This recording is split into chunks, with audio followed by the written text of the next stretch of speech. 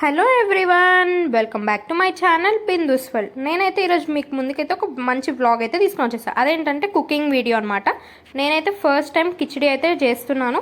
అంటే చాలాసార్లు మా మమ్మీ చేసింది నేను చూశాను, బట్ ఈసారి నేనైతే ట్రై చేస్తున్నా. మా మమ్మీ ఊరెళ్ళినప్పుడు నాకు ఇంకా మా తమ్ముడు కోసం అనమాట. ఫస్ట్ అయితే 1 గ్లాస్ రైస్ తీసేసుకున్నాను. దానికి కొంచెం సరిపడా రెడ్ కలర్ పప్పు అయితే తీసేసుకున్నాం అనమాట. అవైతే 2 to 3 times వాష్ చేసేసుకొని వాటర్ అయితే వేసి పెట్టేసుకోవాలన్నమాట. పక్కకి పెట్టేసుకున్న తర్వాత మనం నెక్స్ట్ వచ్చేసి ఒక గిన్నె తీసేసుకొని అందులో ఆయిల్ వేసేసుకొని మనము వెజిటేబుల్స్ వేసుకుంటే వేసుకోవచ్చు. నేనైతే ఓన్లీ ఆనియన్స్ ఇంకా చిల్లీస్ కొత్తిమీర అయితే కట్ చేసుకున్నాను. అవైతే వేసేస్తున్నాను అనమాట. అవి వేసేసుకున్న తర్వాత మంచిగా ఫ్రై అయిపోవాలి, గోల్డెన్ బ్రౌన్ కలర్ వచ్చే వరకు ఫ్రై చేసేసుకుందాము.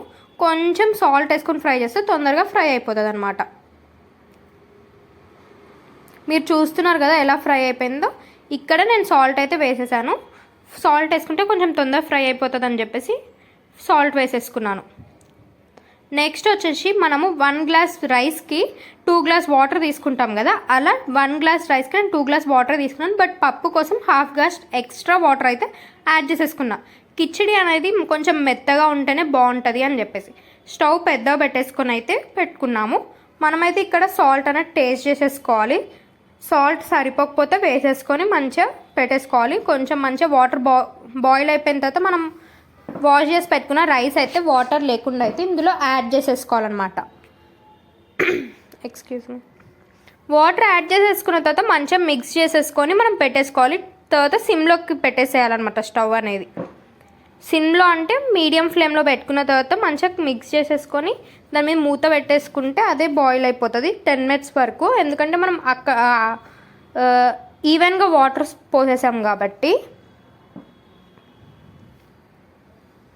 చూడండి ఇలా అయితే వస్తుంది. ఇంకా కొంచెం ఉడకాలన్నమాట రైస్. మళ్ళీ ఒకసారి కలుపుకొని పెట్టేసుకోవాలి. మనకు బియ్యం ఉండేదానికంటే కొంచెం మెత్తగా ఉంటేనే బాగుంటుంది. కిచిడిలోకి ఇంకా పచ్చిపులుసు వేసుకొని తింటే సూపర్ అంటే సూపర్ కాంబినేషన్. కారంతో తిన్నా బాగుంటుంది. ఇదైతే మేము వేడి మీదనే తీసేసాం కాబట్టి అట్లా కనిపిస్తుంది మీకు. కొంచెం ఒక 2 to 3 minutes పక్కకు పెట్టేసుకోవాలి. నేనైతే రైతా ఏం చేసుకోకుండా ఓన్లీ కీరతోనైతే సర్వ్ చేసేసుకున్నా. ప్లీజ్